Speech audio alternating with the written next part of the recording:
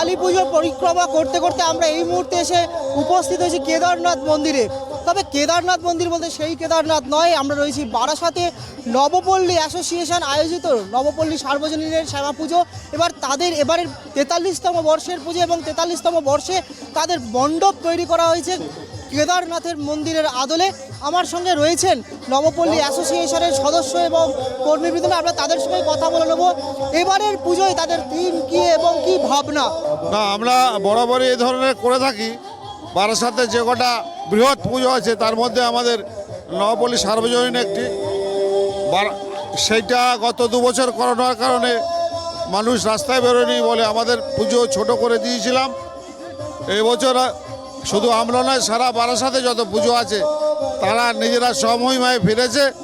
আর আমরা অনেক দিন আগের থেকে চিন্তা ভাবনা করে এই মণ্ডপ করেছি, যার জন্য অনেক আগে ফিনিশ হয়েছে এবং জিনিসটা ভালো হয়েছে।